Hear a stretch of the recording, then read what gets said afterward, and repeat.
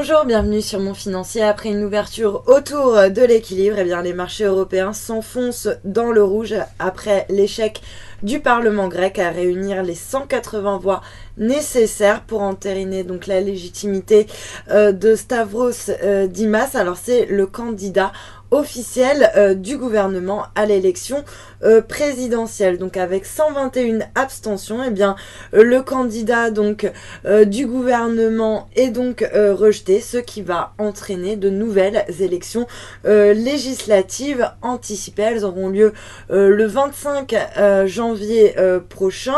Mais outre en fait le spectre d'une instabilité politique qui ressurgit, ce qui inquiète les investisseurs, c'est de voir le parti grec de gauche anti-austérité Syriza remporter donc ces nouvelles élections. Or, le parti de gauche, s'il arrive au pouvoir, pourrait tout simplement de refuser de mettre en œuvre la politique qui est menée donc par la Troïka et qui vise à réduire les déficits, donc une politique d'austérité que refusent les Grecs et qui pourrait donc être sanctionnée par les urnes dès le 25 janvier, donc une perspective qui inquiète un petit peu les investisseurs. Du coup, le CAC abandonne 0,8%, on revient autour des 4260 points. Ailleurs, même tendance, le DAX qui perd 0,7%, Madrid moins 2,2% et Madrid moins 5%, et Athènes également qui lâche à peu près 5,2% après avoir abandonné plus de 11%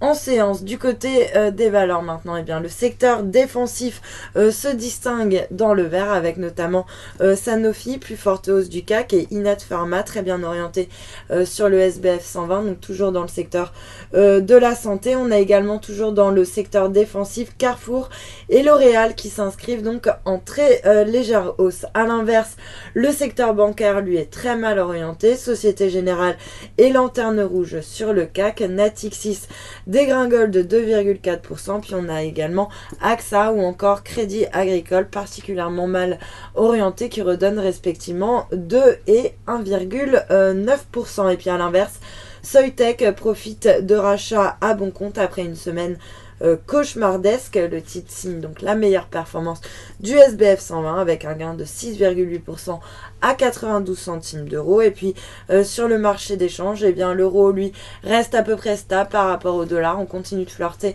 avec le seuil des 1,22. À noter qu'il grimpe de 0,3% par rapport au yen pour se hisser au-dessus du seuil des 147 yens. Le billet vert de son côté reste à peu près stable par rapport à la devise japonaise autour des 120,50 yens. Et puis dernière classe d'actifs, le pétrole qui rebondit sur ses plus bas avec un WTI qui grimpe actuellement de 1,5% autour des 55,60 $ le baril. Voilà pour ce point marché. Restez avec nous, très bonne journée.